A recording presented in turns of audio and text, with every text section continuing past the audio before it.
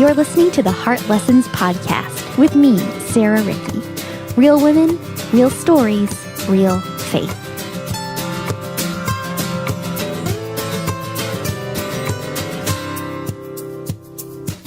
Hello, friends, and welcome to another episode of the Heart Lessons Podcast. I'm your host, Sarah, and I'm so glad to have you joining me here today. Today is Wednesday, March 20th, 2019, and you are listening to episode number 82. We are in the middle of our Loving Our Sisters Well heart focus here on the podcast this month. And as I was considering how this month's podcasts are going to play out, I thought to myself, how could I love you, my sisters, well without a good girl talk episode this month? So I'm so excited. I invited fashion and lifestyle blogger Carolyn Arentson onto the show to chat about fashion and faith and what we can expect to see on trend in the fashion world this spring.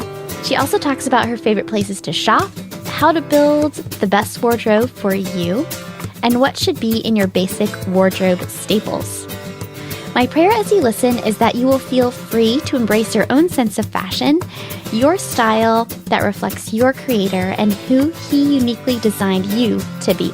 Before we jump into my conversation with Carolyn, I just want to give you an update on my book. I turned in the final proof last week, so that was like the last step of the digital copy review before it goes to print.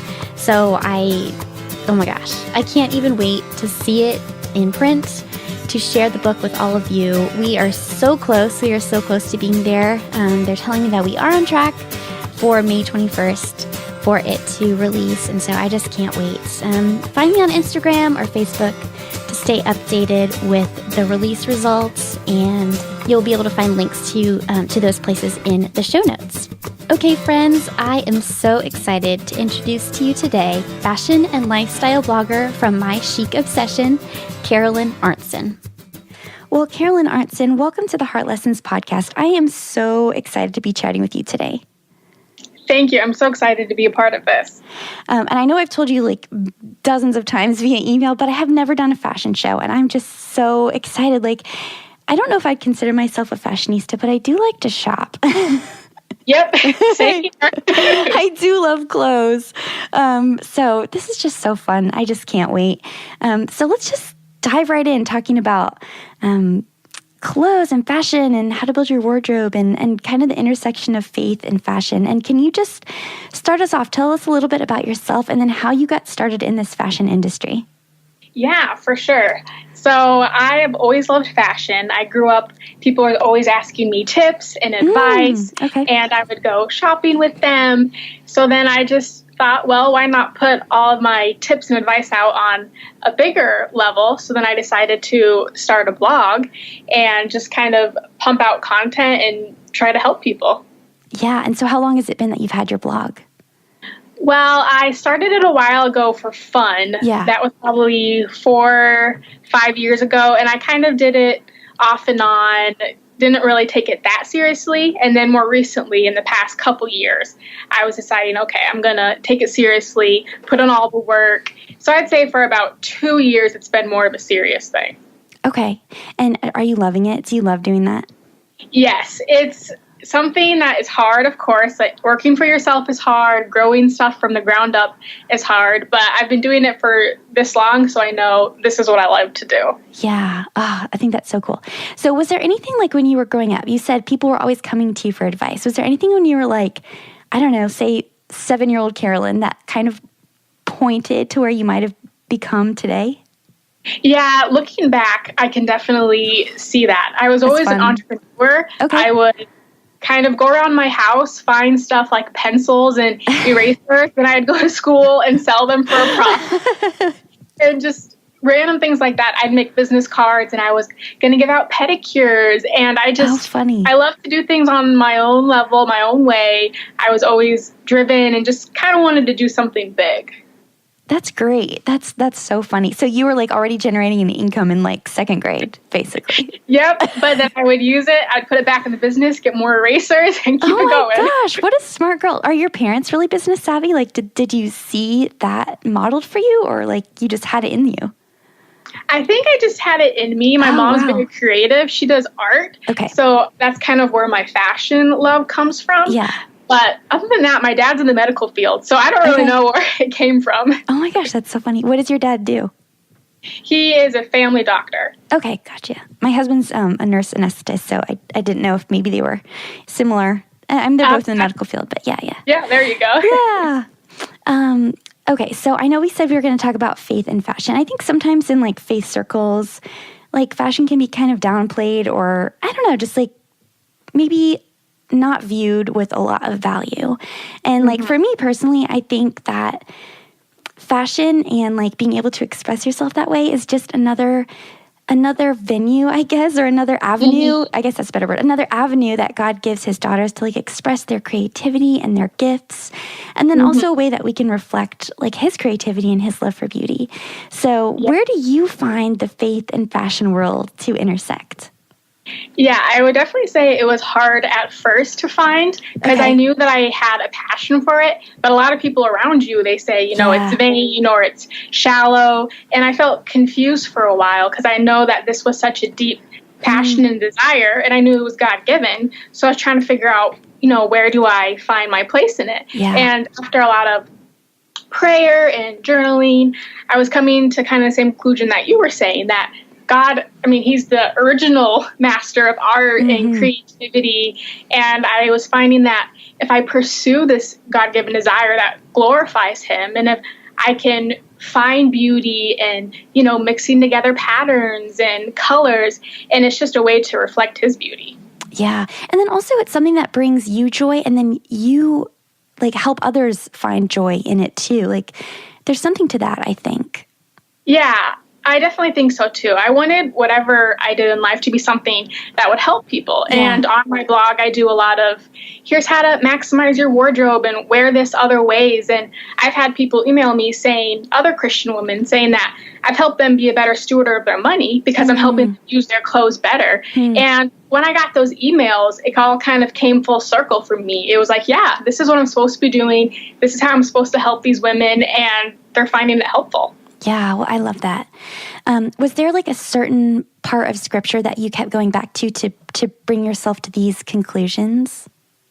Yeah, there was a blog post that I did, and I kind of dug more into this, but I was just thinking about how God is creating. So I went to a lot of verse about creating and creation and the detail and the beauty and, a sunset, all the colors are there. It's not just a random thing. There's definitely something that you can find in everything that's beautiful. I love that. I wonder if, did you find a lot of that reflected in the Psalms? To me, like my heart, that's where I would imagine a lot of that would be. Yeah, I love that. That's so good. I feel bad. I feel like I need to put a disclaimer. I'm getting over a cold, so I sound like I've been like smoking for 25 years. And I promise I haven't. Unfortunately, that's the time of year. Oh my gosh, I know it. Oh yeah. We've been sniffling and coughing, so trying to get over it. Oh, man. Okay, how about your heart as you are immersed in this fashion industry? And I'm sure it's pretty competitive, especially like fashion blogging. And then maybe also just trying to make sure that your worth is in the right place. What is one of the biggest struggles for your heart as you're in this fashion industry? Oh, there can be a lot of struggles. Yeah, I'm sure.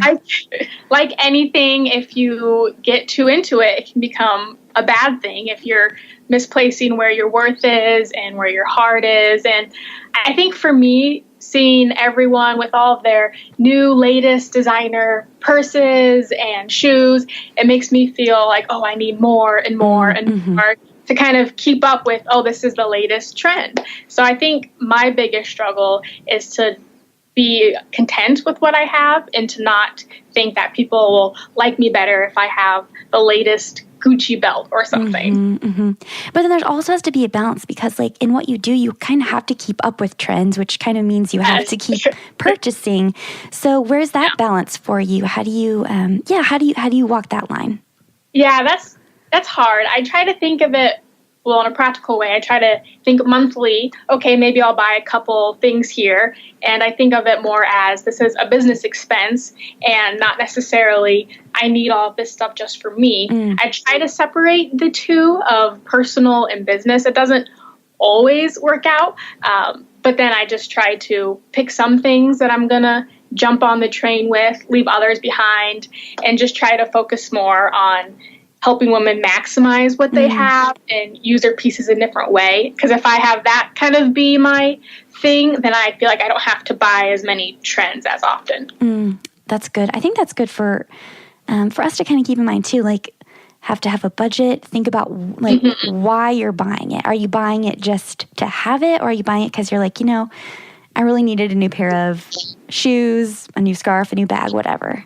Yes, definitely. I think why buy a designer purse if you don't have money to put in it? That's great. Oh man, that's really funny.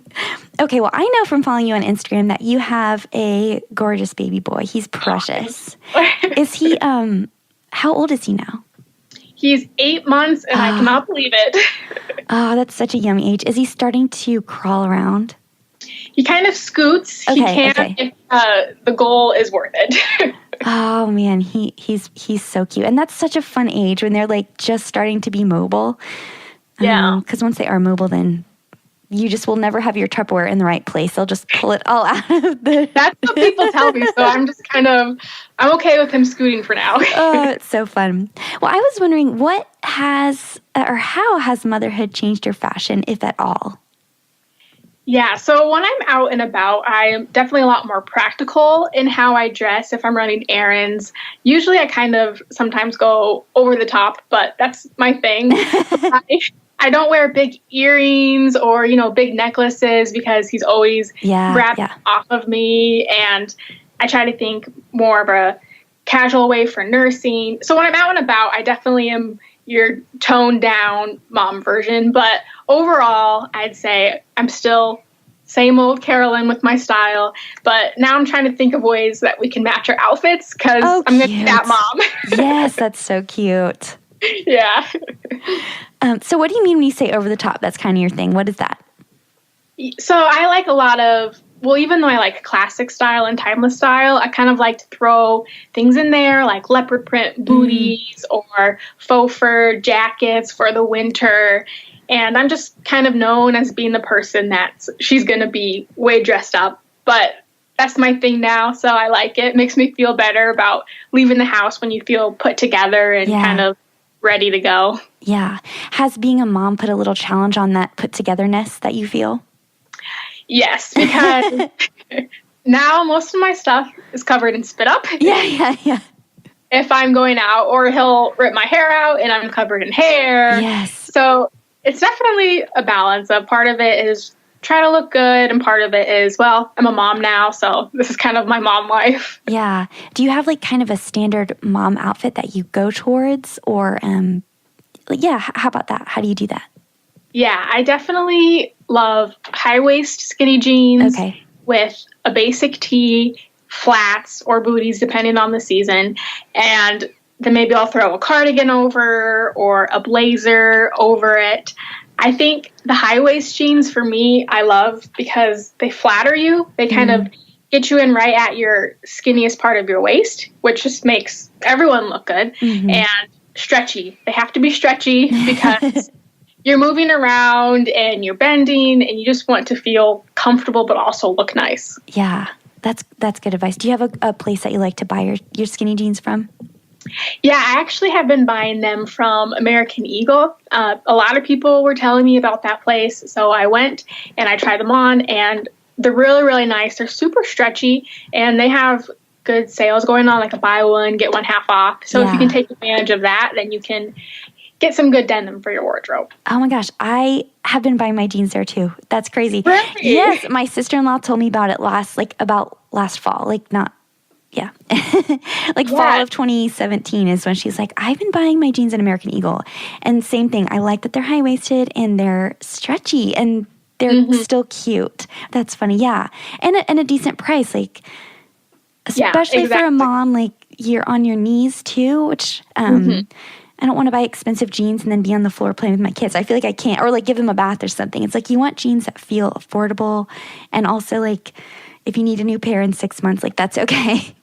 Yeah, exactly. And I like Levi's jeans for different types of styles because I like the straight leg and kind of more of a flared. So those are where I go if I'm looking for something different. Okay. But if I want high and stretchy, then American Eagle for me is my first stop. Okay. What is your favorite part about being part of the fashion blogging world? There are a lot. I don't know if I could just pick one. That's okay. Top 3, top 5. That's great. There you go. There are a lot of cool opportunities, people that you can meet, places to go. I've had a chance to do a segment on Fox News Marketplace, part of Illinois, the Chicago version of that. And that was really cool to do. I went on there and I talked about fashion and outfit ideas, that sort of thing. And that, of course, would have never happened if I were not a fashion blogger, because who would invite a random girl from Iowa, you know? So that was cool.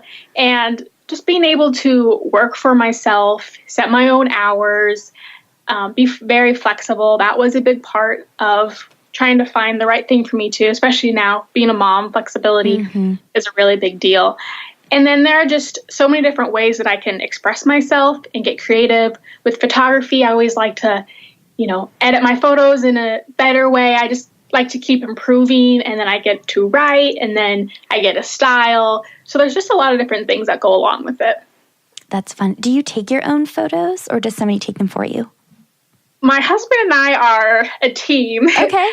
I laugh because he does not like it at all, but he is doing it, and he's very patient and learning. I used to do photography as a portrait photographer, as a business. Okay. And so we already had all the gear, and I have the knowledge, and so I'm just trying to teach him to get into it. He does not think creatively at all, so that's where we are trying to learn how we work together in that way.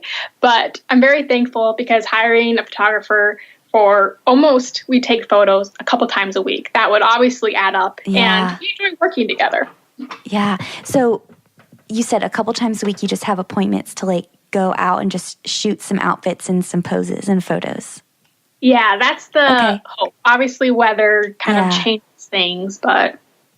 Okay, so do you have to, you're like, honey, it's time? Yeah, at this point, he's a great sport about it. So we kind of have our rhythm going on. We have to take more that week if there's a collab that I'm working on or some things that I specifically have to shoot. But other than that, we kind of have it down to a good science. I get all my outfits written out on a paper, and then we just go out. We hit all our spots. It takes a couple hours, but we get it, and then we should be good for that week and hopefully the next week too. Well, that's good. I'm glad you found a rhythm. I think that's important too for feeling not stressed out about it. Yeah, otherwise it can feel very overwhelming too. Yeah. And doing a couple weeks at a time too, it's okay, well, you don't have to urgently go out the very next day or something like that.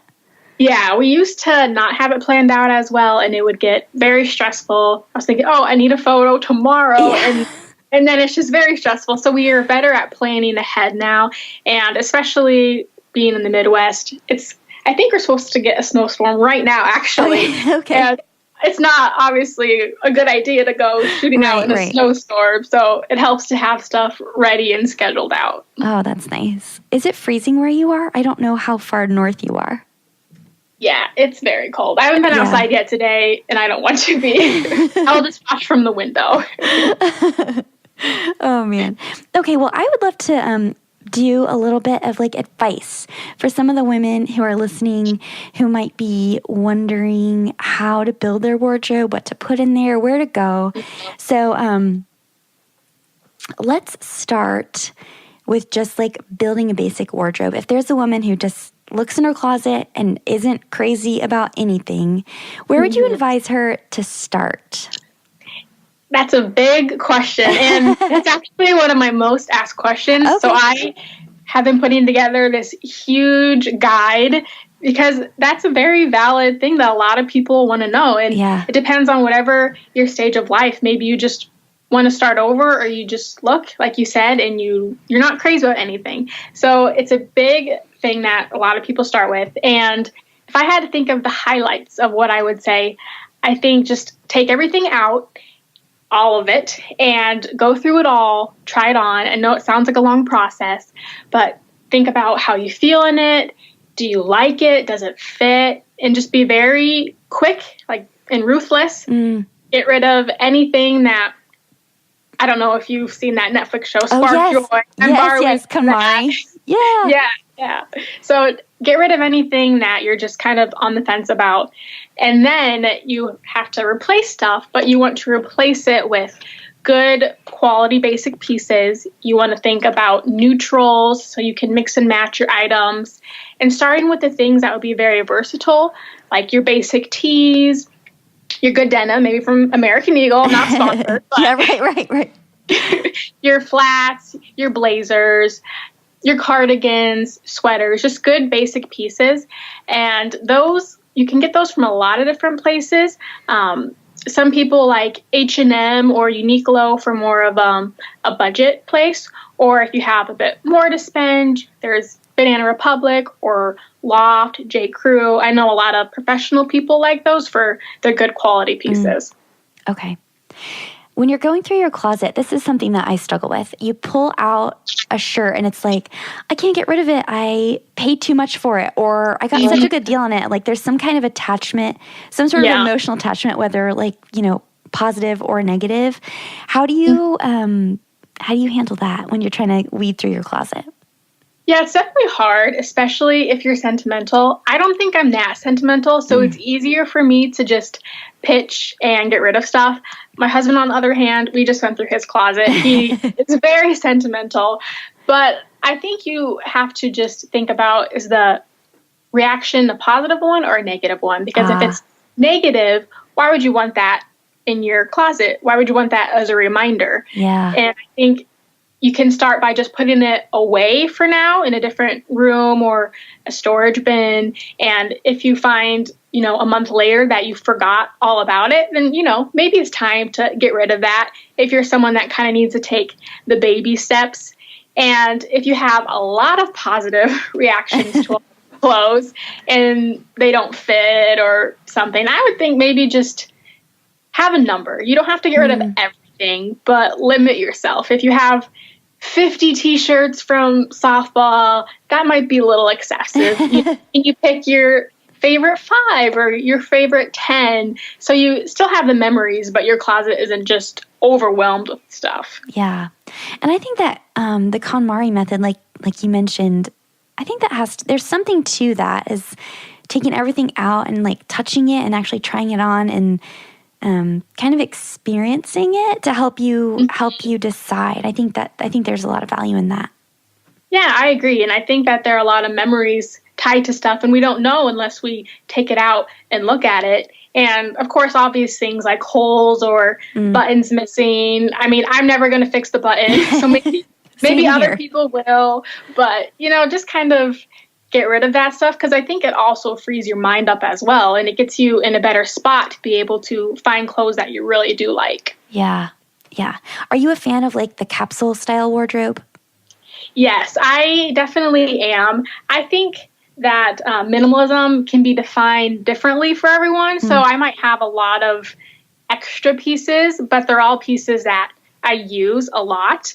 Like my faux fur coats that I love, or my leopard booties. Those aren't exactly everyone. Yeah. To me, they're staples, and I wear them a lot. But I love having a closet that I know I can wear all of my stuff pretty much all the time, and I can wear them with other pieces, and they're not going to go out of season next spring or use something like that. I think that it helps for everyone. And I know that there are other people that want to have more exciting things in their wardrobe. And I think, add a couple statement pieces here and there, or get something new every season as a fun little treat. But if your closet's all full of that, then it's going to be harder to get dressed for your everyday places that you have to go.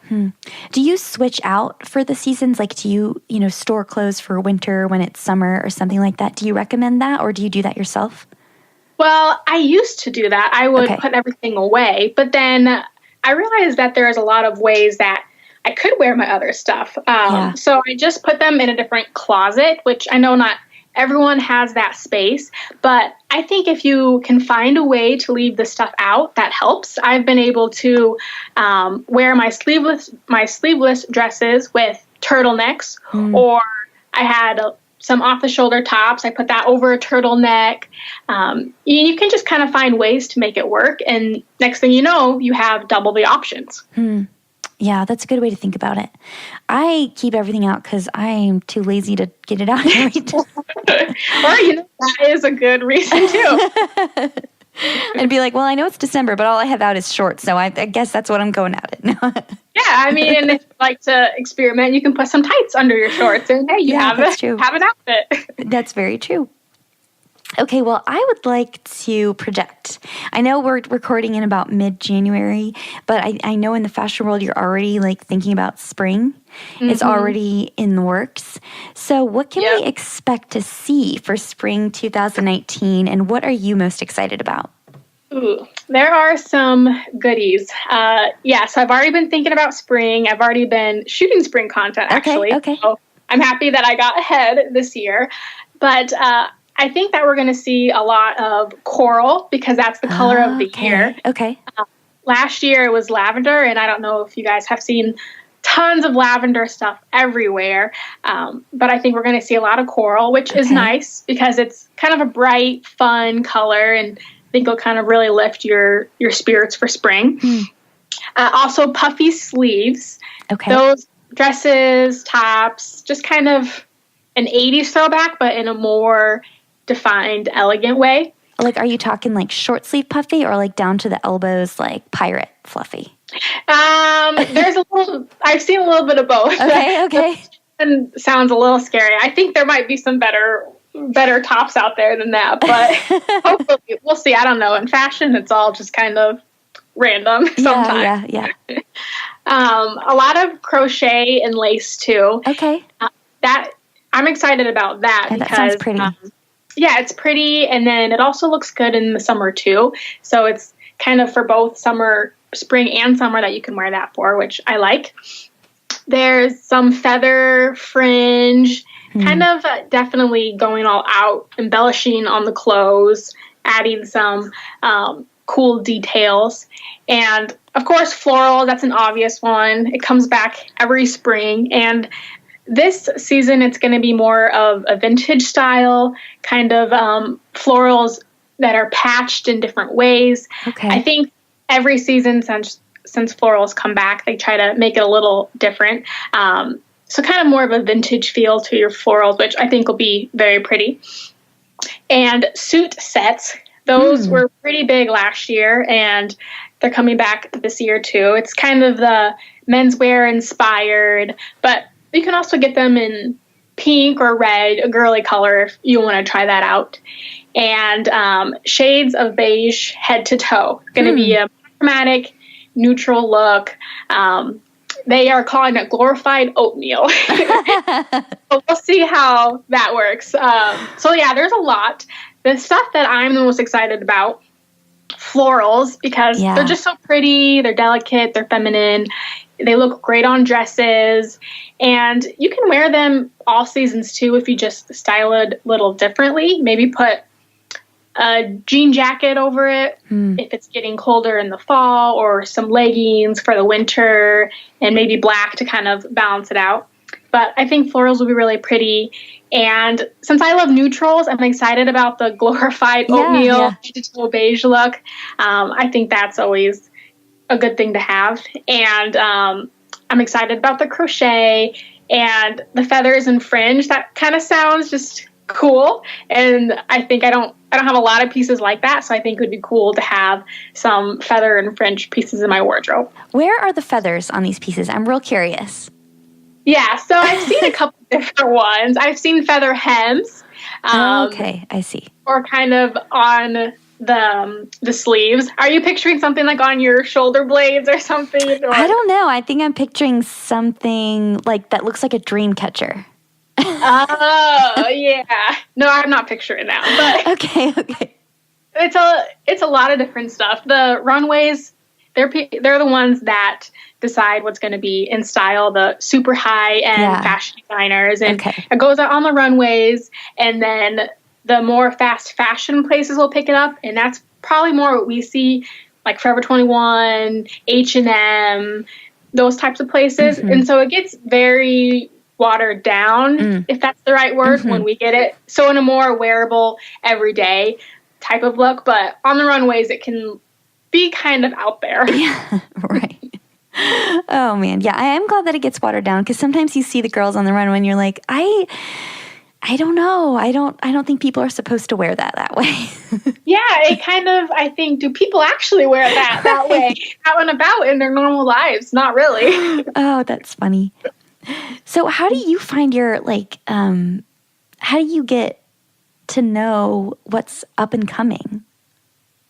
Yeah, there are a couple of websites that I like to look at. Who What Wear is one of them. Okay. They're kind of on the ground floor of what's gonna, be big. But I also like to look at websites. Some websites have lookbooks, or they are advertising, here's our new season, or they kind of put what trends will be, and you can, start looking, see if you like it or not.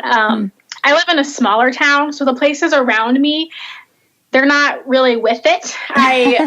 They're kind of a couple seasons behind as far as what's popular. So I don't really shop a ton around this area.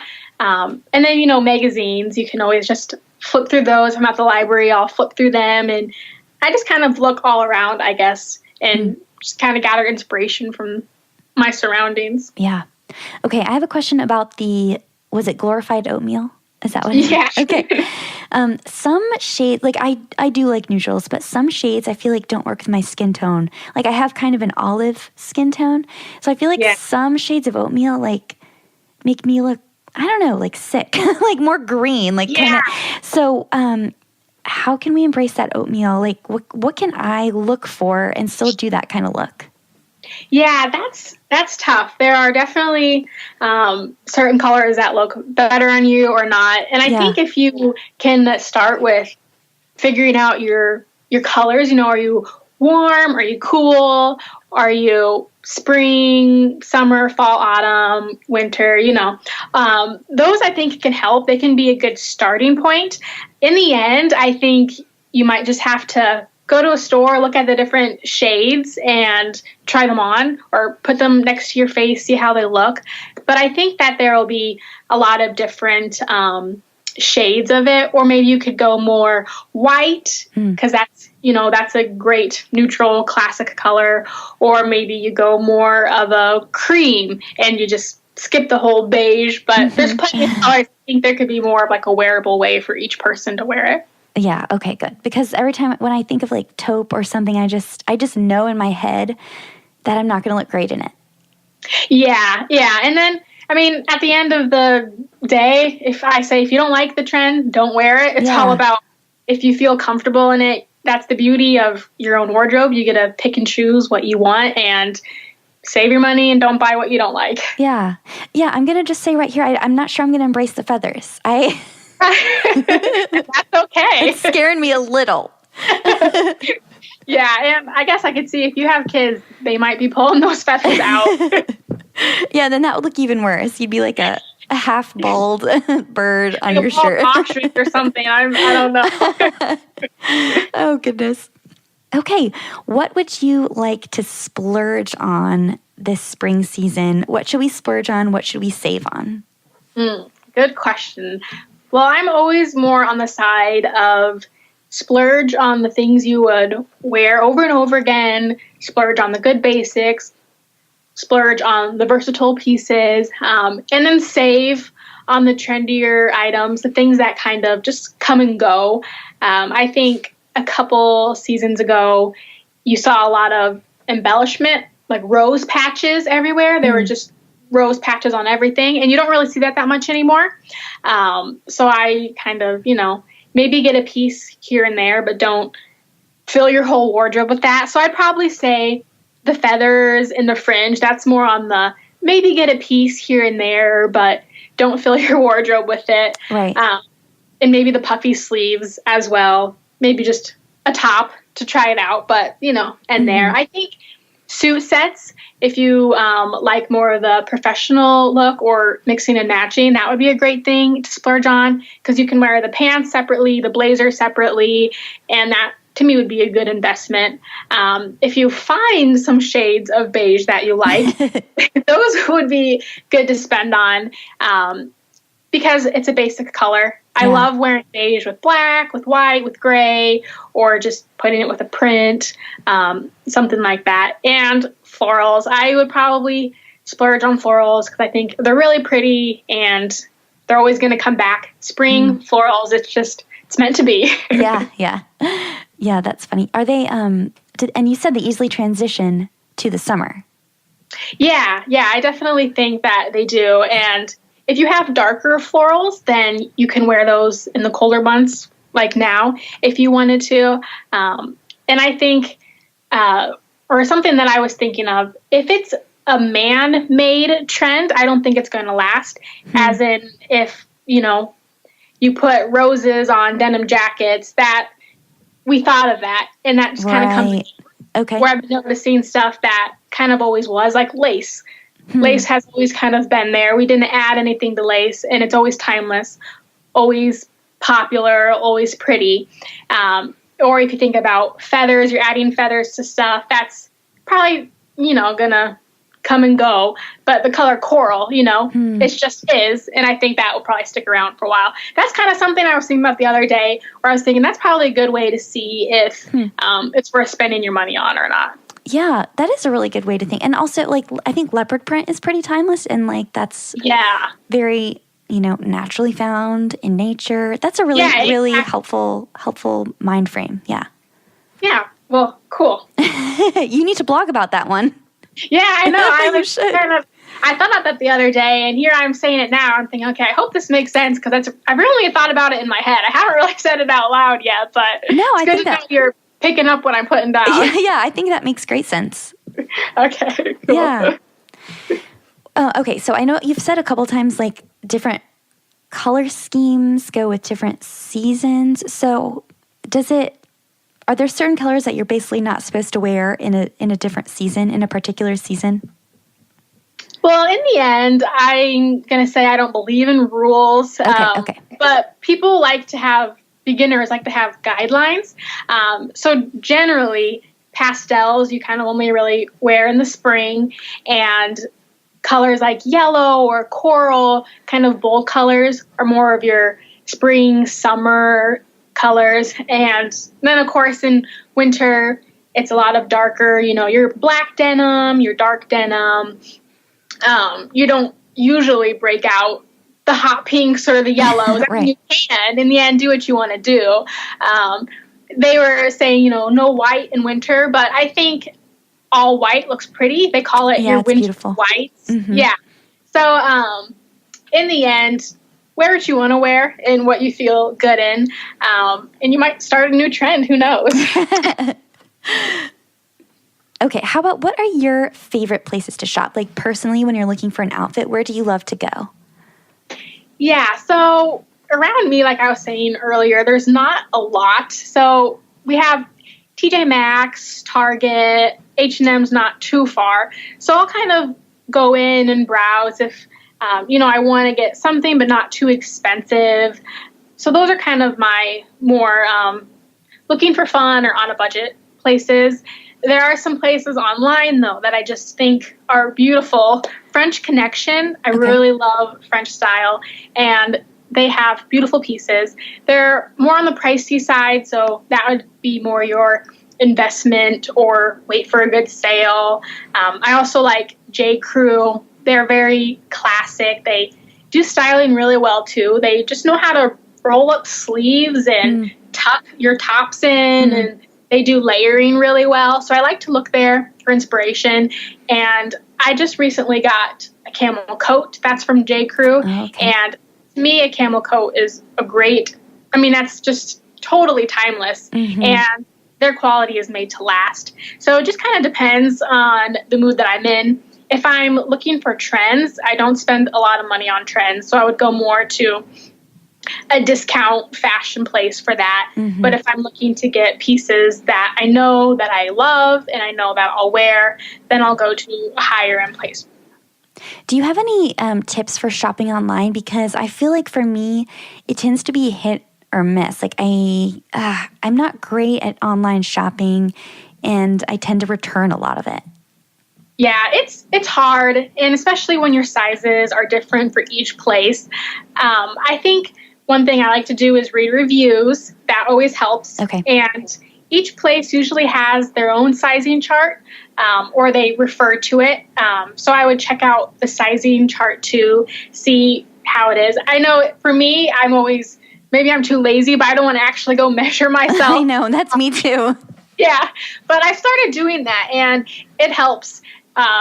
Having a visual, or this shirt, this skirt, they say it's going to be, this many inches. And sometimes I would be like, oh yeah, that'll be good. But then I get it and it's too short or too long. So I actually do go get a measuring tape and measure it on my body to see if I like it. That helps with returns, not returning as much. Or just shop at a place that has free returns and free shipping, or if you do Amazon Prime, they make their returns really easy. They have the label for you and everything. But it's definitely hard. But if you live in a smaller town, then you really have no option if you want to have more options to shop at. Yeah. So I guess it's just shoot for the best, hope for the best, maybe. Well, using a measuring tape, I guess, I look at the sizing chart and then I see the numbers. I'm like, I'm probably around that size, but to get a measuring tape would probably be helpful. Yeah, in the moment you have to, I have to go get up, I have to go find it, because where in the world is that? But it does help in the end of not having to return as much stuff. Yeah. All right. Well, you've convicted me. Oh, there you go. Okay, I want to ask you, I forgot to ask when we were talking about trends. What about shoe trends for the spring?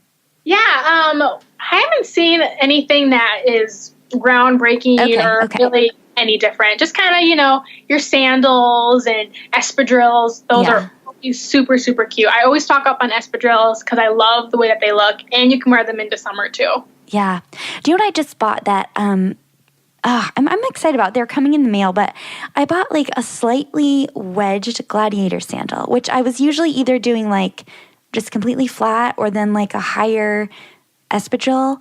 But then I thought something in between would actually be really fun to kind of even dress up like an outfit with shorts or like a summer dress. So I'm excited about those. Yeah, those sound really cute. I love wearing wedges because heels, they're not as practical for day to day. Yeah. And I'm really not that great. I don't know. My feet hurt after a while. But wedges are the perfect in between. And like you said, they can dress up shorts or something. So those sound like a really good buy. Yeah, I'm excited. I think they shipped. So I'll let you know. I'll let you know how they come. All right. Well, this is I'm excited to hear your answer for this. But if you could freeze fashion in one particular era of time, what would that be for you? Ooh, I think the 20s. Okay. Or the flapper style. I know it can be a little out there, but I love the drama. They did a lot of, I guess, feathers back then. Yeah. See, it all comes back. But also the dresses, the beading, the detail, it's all just very pretty, very sparkly, very feminine. So I really like that more out there, or an extra glam. I like the glam of it. Okay. But also around that era, Coco Chanel did the LBD, the little black dress, which is iconic.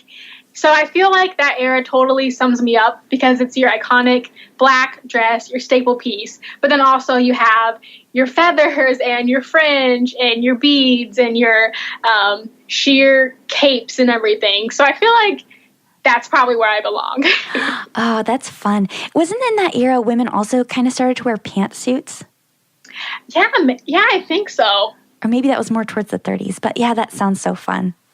Yeah, I feel like a lot happened in that era. Oh, great. Okay, well, Carolyn, as we kind of wrap up the show, I have 2 questions I ask every guest who comes on. And the first is, as you're walking out the story God has written for you, what is a heart lesson he's been reminding you of lately? I think for me, being the person that likes to go, and try to always do the next thing, I really have to work on contentment and be patient, because as an entrepreneur, you're kind of always thinking about what's ahead and what's next.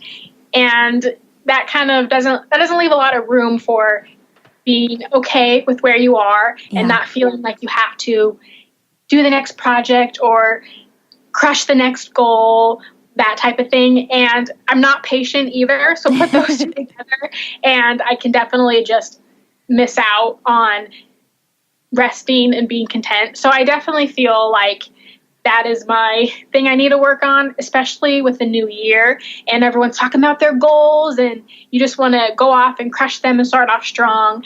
But I have to remember, no, I need to rest. And when I wake up in the morning, I need to have quiet time and I need to not rush right into my laptop work and just be patient about where God may or may not have me, but be okay with where I am right now. Yeah. Do you also, it's got to be hard to, because basically you never leave your work, like you never physically leave. So do you have like a discipline to help you actually like leave it and then start your rest time or evening time? Do you have any disciplines like that? I've had to put some in place recently. I mean, in my mind, it's kind of always there. And so I try to cut it off in my mind. But more physically, I won't touch my laptop until my baby's first nap time. And that's when I'll, get my work going.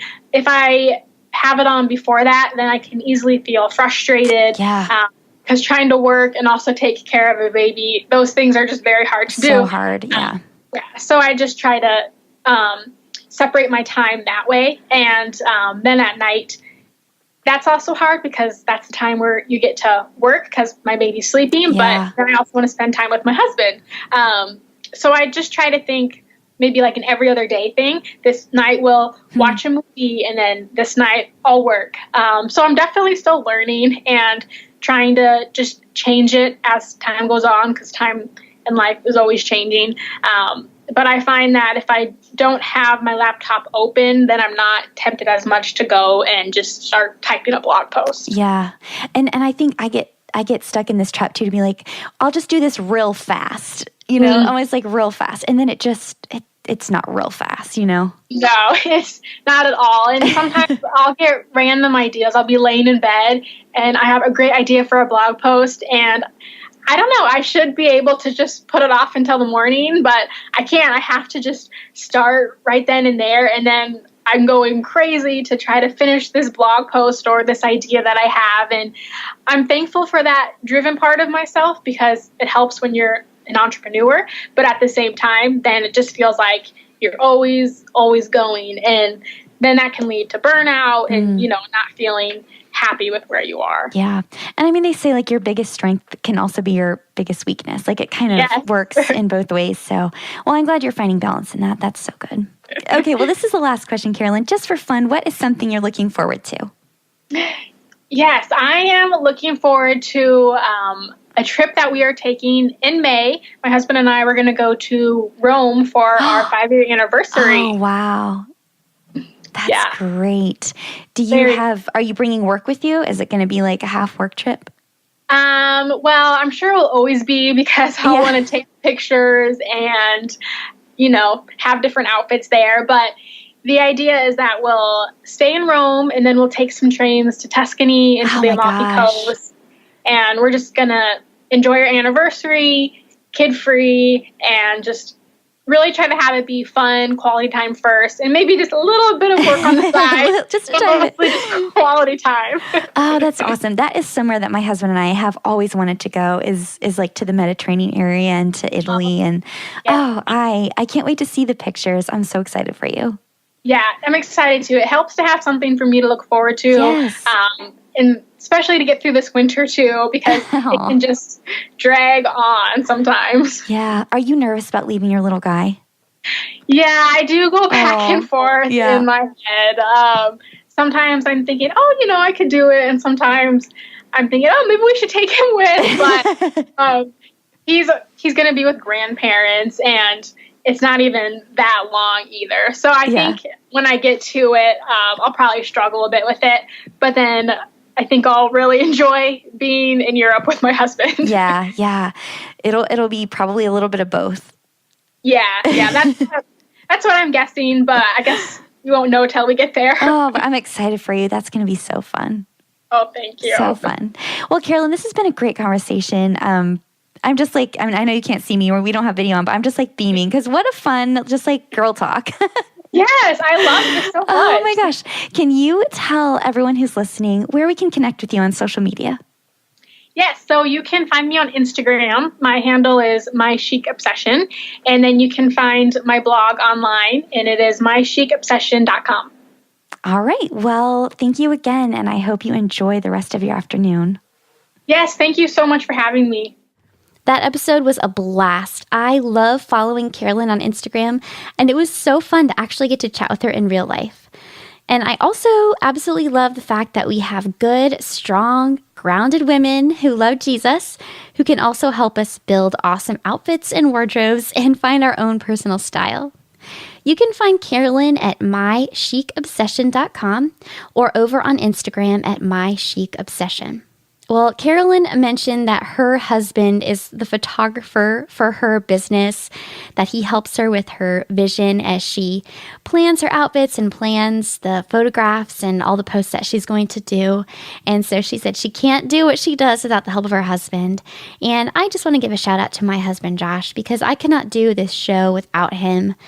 I'm giving him a bump fist over the podcast airwaves, because he's so faithful to the show week after week, and I'm so, so grateful. All right, friends, well, next week is our last interview for the Loving Our Sisters Well Heart Focus here on the podcast. We're going to round out this month with a woman who has loved her sisters well in such a unique way by carrying their children via surrogacy. You will not want to miss her story and our conversation, so make sure to tune in next week. Also, after next week's episode, find me on Instagram because I will be hosting a giveaway, a Loving Your Sisters Well bundle giveaway. So make sure that you find me over on Instagram so that next week you'll be able to get all the details when that giveaway is posted. Okay, well, thank you guys again for tuning in. Thank you for being faithful to the show. And as always, I hope you found this episode to be inspiring and encouraging, to help you walk well in the story that God has written especially for you. Bye, guys.